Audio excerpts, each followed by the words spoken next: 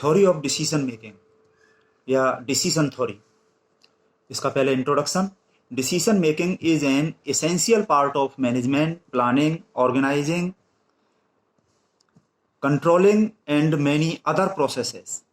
A decision in general may be defined as the selection by the decision maker of an act considered to be the best according to some predesignated standard from among the several available options.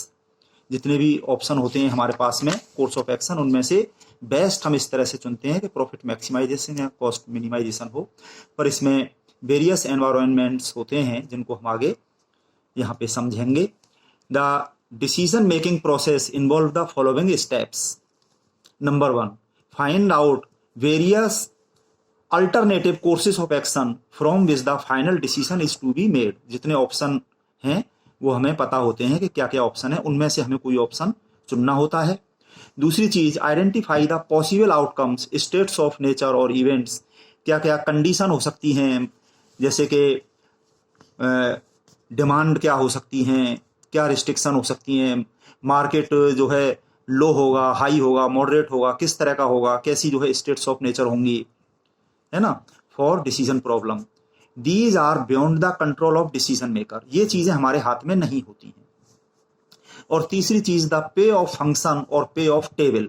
पे of table या पे of matrix होती है जिसमें हमारे पास में values होती हैं कि ये काम इतना करने पे हमें इतना मिलेगा। वो कुछ भी चीज हो सकती है, अमाउंट हो सकता है, कोई मनी इन डॉलर्स और रुपीज, कोई भी चीज हो सकती है जो हमें आउटपुट मिलेगा। तो उस हिसाब से हमें डिसीजन लेने होते हैं।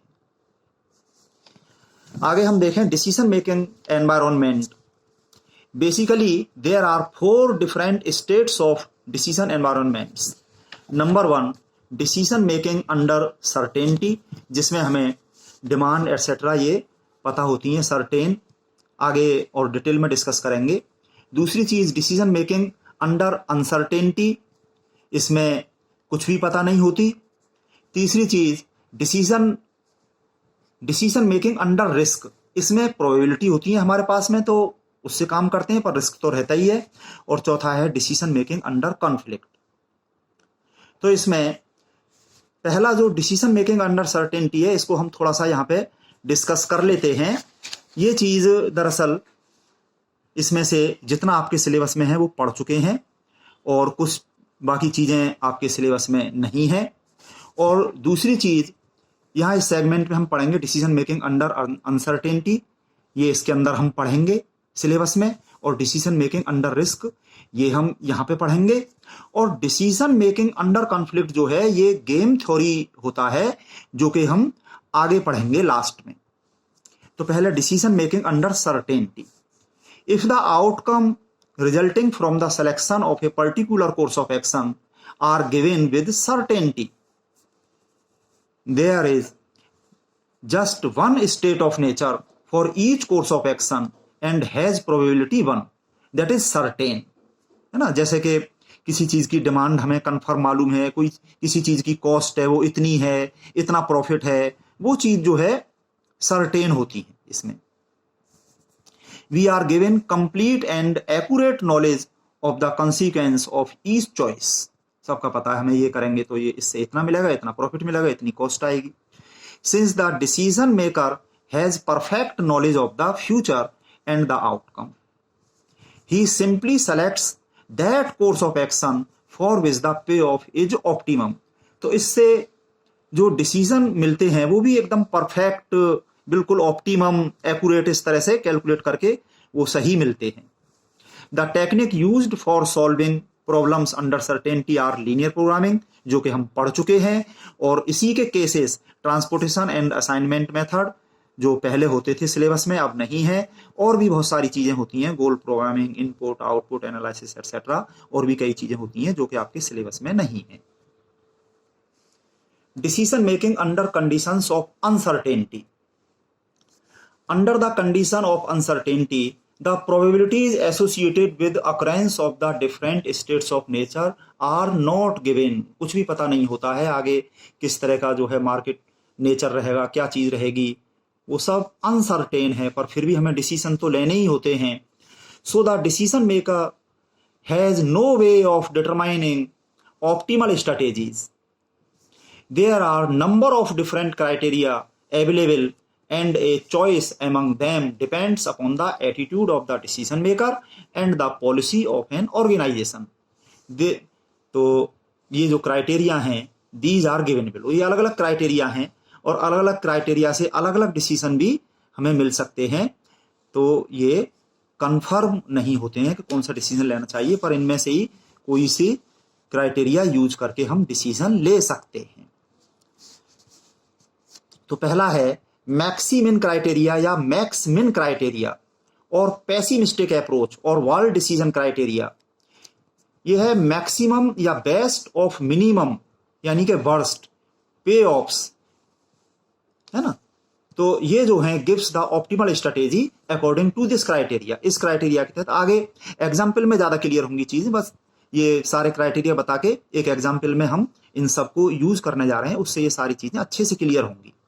अभी तो बस थोड़ा सा ये मेथड देख लीजिए कि जो हमारे पास में अलग अलग डिसीजंस के लिए हम देखेंगे कि जो उसमें मिनिमम जो कॉस्ट हैं अलग अलग डिसीजंस की देख ली, फिर उन सब में जो मैक्सिमम वैल्यू होगी उसके अकॉर्डिंग हम स्ट्रैटेजी या कोर्स ऑफ एक्शन कहिए उसको हम एडॉप्ट कर लेंगे, वो हमारा ऑप्टिमल डिसीजन होगा इस क्राइटेरिया के अकॉर्डिंग।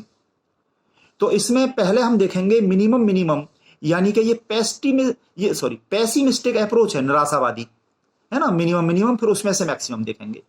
इसका उल्टा है ये मिनीमैक्स क्राइटेरिया यानी कि मिनिमम ऑफ मैक्सिमम, वो था मैक्सिमम ऑफ मिनिमम पे ऑफ्स, इसका उल्टा हो गया मिनिमम ऑफ मैक्सिमम पे ऑफ्स क्राइटेरिया और मिनमैक्स क्राइटेरिया। और ऑप्टिमिस्टिक अप्रोच बस उसका रिवर्स करके समझ लीजिए कि मैक्सिमम में से फिर जो है मिनिमम सेलेक्ट करेंगे। तो ये आशावादिता हो गया कि मैक्सिमम हमने देखे, फिर बाद में उनका जो है मिनिमम देखा। तीसरा है ये मैक्सीमैक्स क्राइटेरिया और मैक्स क्राइटेरिया और कंप्लीटली ऑप्टिमिस्टिक अप्रोच। इसमें मैक्सिमम में से फिर बाद में भी मैक्सिमम देखा, ये तो जो है कंप्लीटली ऑप्टिमिस्टिक हो गया। ऐसा वैसे होता नहीं है कि सब कुछ हमारे लिए अच्छा ही हो, पर फिर भी ये एक क्राइटेरिया है। कितना सक्सेसफुल हो ना हो वो बात की बात है। ये आगे है मिनिमिन क्राइटेरिया, ये पे ऑफ्स के लिए नहीं है। आगे अब तक जो हमने बताया ये सारे पे ऑफ्स के लिए थे, पर ये पे ऑफ्स का उल्टा यानी प्रॉफिट का उल्टा यानी कि नेगेटिव कॉस्ट, ये कॉस्ट के लिए है। जिस तरह से के पे ऑफ्स यानी कि प्रॉफिट्स में से हमने मैक्सिमम के मैक्सिमम देखे, उसी तरह से कॉस्ट में हम मिनिमम के मिनिमम देख लेंगे, तो वो एक ही बात है। ये दोनों क्राइटेरिया बिल्कुल सेम है, ये पे ऑफ्स के लिए और ये कॉस्ट के लिए। केवल एक यही क्राइटेरिया जो कॉस्ट के लिए हमने लिखा हुआ है, पर इसको हमें यूज करने की इतनी जरूरत पड़ेगी नहीं क्योंकि पे ऑफ्स होते हैं सभी में, और पे ऑफ के लिए जो ये क्राइटेरिया काम करेगा वही कॉस्ट के लिए ये क्राइटेरिया है। तो ये दोनों सेम है, ठीक है। This dealing with cost. Fifth number पे लाप्लास क्राइटेरिया। इसमें इक्वली लाइकली प्रिंसिपल यूज कर लेते हैं, सभी की जो है बराबर प्रोबेबिलिटी। जैसे कि एन है गिनती में तो सबकी प्रोबेबिलिटी 1/n हो जाती है। जैसे 3 है तो 1/3 का सभी में मल्टीप्लाई करके, या कहिए कि एवरेज ले लेते हैं। तो लाप्लास क्राइटेरिया और क्राइटेरिया ऑफ रेशनलिटी, रेशो सबका जो बराबर लेती है, और जैकब बर्नौली ने दिया मेथड, और सब्जेक्टिविस्ट क्राइटेरिया और बेज क्राइटेरिया, इन सब लोगों ने इसमें काम किया। तो सबके नाम पे इस क्राइटेरिया के नाम है। This is based on the principle of equally likely, है ना, यानी या equal likelihood principle. In this we find हर एक स्ट्रैटेजी, जैसे जेथ स्ट्रैटेजी है उसका ये लाप्लासियन। जैसे फॉर एग्जांपल 3 है तो उसके तीनों पे ऑफ्स को ऐड करके 3 से डिवाइड कर दिया, यानी कि एवरेज ले लिया। और फिर जिस स्ट्रैटेजी के लिए हमें ये लाप्लासियन की वैल्यू मैक्सिमम मिलेगी, क्योंकि पे ऑफ्स के लिए हम ये देख रहे हैं तो पे ऑफ को हम चाहेंगे मैक्सिमम करना, जिसके लिए मैक्सिमम वैल्यू मिल जाएगी वही करस्पॉन्डिंग स्ट्रैटेजी ऑप्टिमल हो जाएगी इस क्राइटेरिया के अकॉर्डिंग।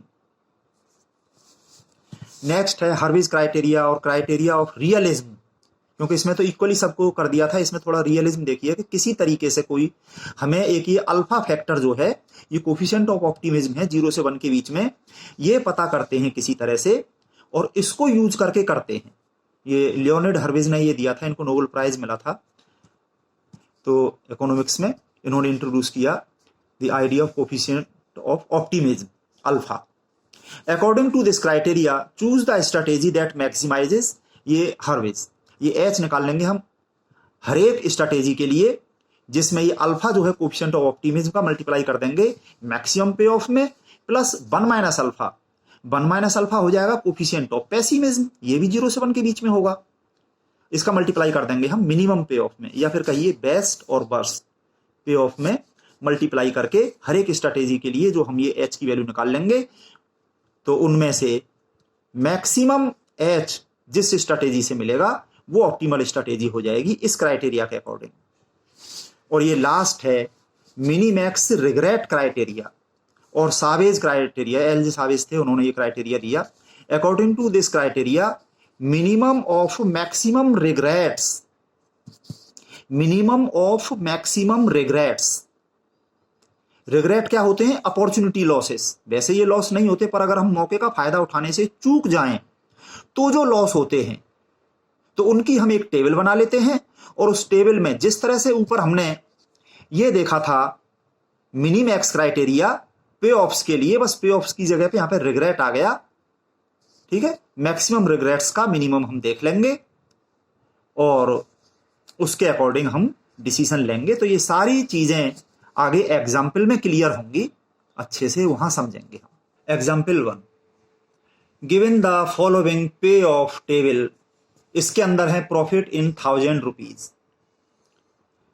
तो ये पे ऑफ टेबल है, ये पे ऑफ्स हैं इसके अंदर, ये पे ऑफ्स जो कि प्रॉफिट हैं 1000 रुपीज में। तो स्ट्रैटेजी हमारे पास में 3, S1, S2, S3, और स्टेट्स ऑफ नेचर भी 3 हैं, E1, E2, E3। तो ये इस तरह से हैं कि अगर ये वाली, फॉर एग्जांपल समझ लीजिए कि ये मार्केट की कंडीशन है, मार्केट लो रहता है, मॉडरेट रहता है, हाई रहता है, ऐसे समझ लीजिए। तो ये मार्केट के लो रहने पर, यानी कि स्टेट ऑफ नेचर E होने पर, E1 होने पर, अगर हमने स्ट्रैटेजी S1 एडॉप्ट करी तो हमें इतना पे ऑफ ये मिलेगा, और ये स्ट्रैटेजी, ये डिसीजन लेने पे हमें इतना मिलेगा, ये डिसीजन लेने पे हमें इतना मिलेगा।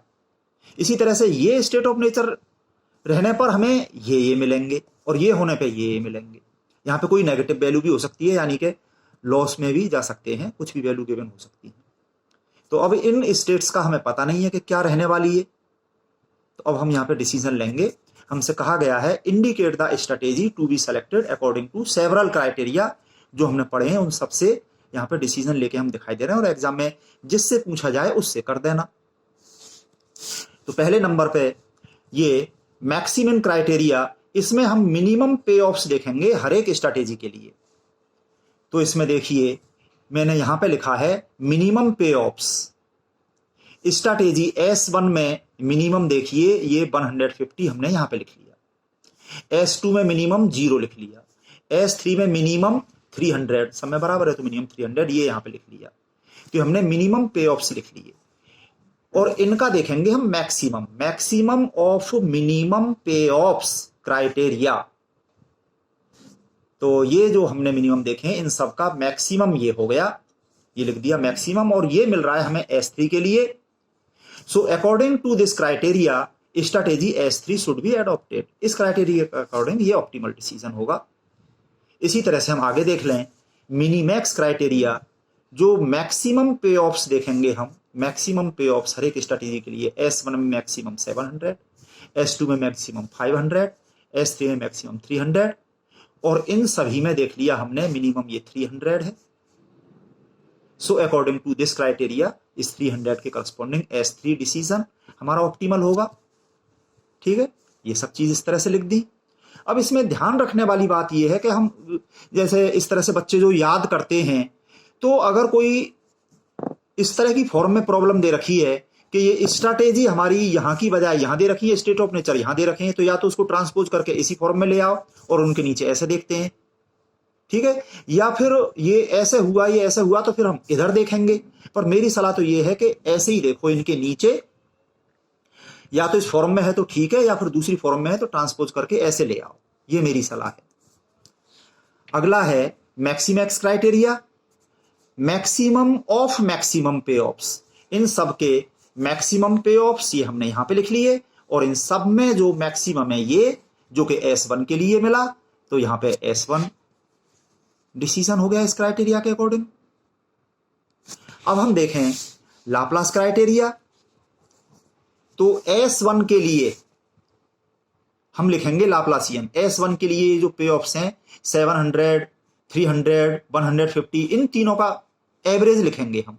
इन तीनों को ऐड किया हमने यहां पे ब्रैकेट में, और ब्रैकेट से बाहर 1/3 तीनों का एवरेज। हालांकि बात यह है कि तीनों की प्रोबेबिलिटी होगी 1/3 इक्वली लाइकली प्रिंसिपल से 1/3 का तीनों में मल्टीप्लाई कर दिया, तो फिर इस तरह से लिख लेते हैं। ये S1 के लिए हो गया, कैलकुलेट करके इतना आ गया। इसी तरह से S2 के लिए देख लिया हमने, S2 के लिए ये जो वैल्यूज हैं इन तीनों को लिख लिया ब्रैकेट में, अपॉन 3 ये आ गया। इसी तरह से S3 के लिए ये है, इनको लिख लिया, और इन सभी में देखा हमने तीनों में 1, 2, 3, इन तीनों में ये मैक्सिमम है जो कि S1 के लिए है। तो इस क्राइटेरिया के according, so according to Laplace criteria strategy S1 should be adopted. ये आंसर हो गया। अब ले लें हम हर्विज क्राइटेरिया, जो कि ये फॉर्मूला यहां पे हमने लिखा हुआ है। क्वेश्चन में अल्फा नहीं दिया हुआ है, तो ये अल्फा हमने अपनी तरफ से ले लिया 0.4, कुछ भी ले सकते हैं, एग्जाम में भी ऐसा लिखा होता है ऊपर ही इंस्ट्रक्शन में।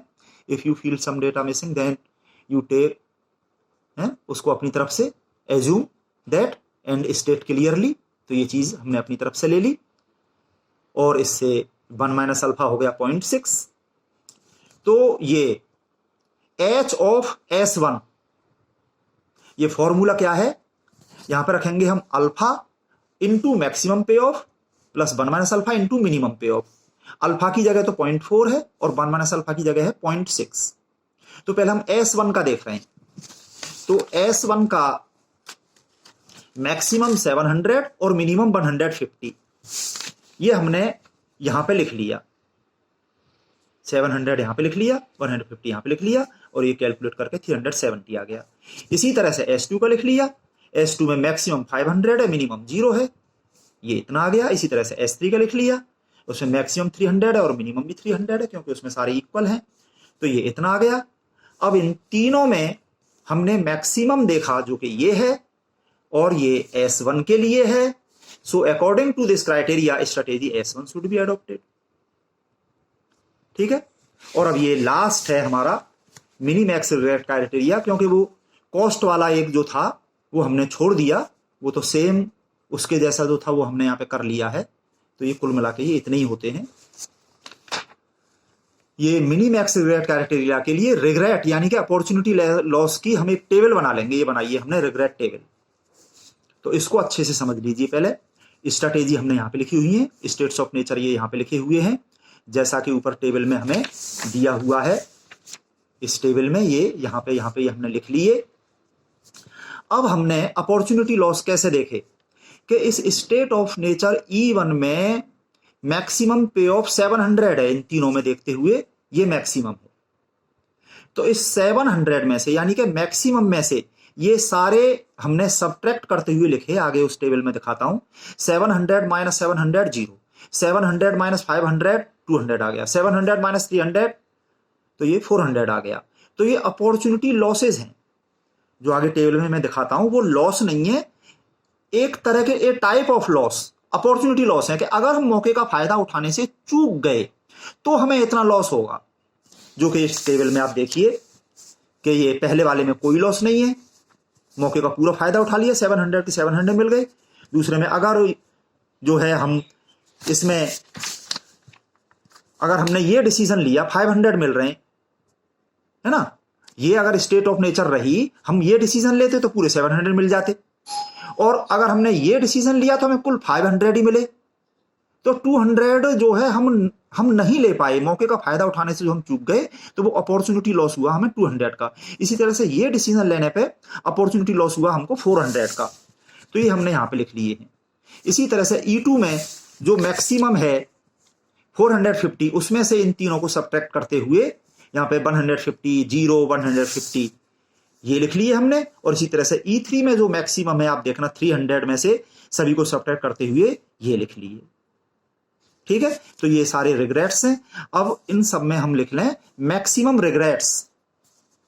इसका मैक्सिमम ये, इसका मैक्सिमम ये, इसका मैक्सिमम, इन सभी में मैक्सिमम ये, और इन सभी मैक्सिमम मैक्सिमम में से हमने देख लिया ये मिनिमम, मैक्सिमम रिग्रेट्स में से मिनिमम, यानी मिनिमम ऑफ मैक्सिमम रिग्रेट्स, इसमें से हमने देखा तो हमें ये मिला जो कि S1 के लिए मिला है।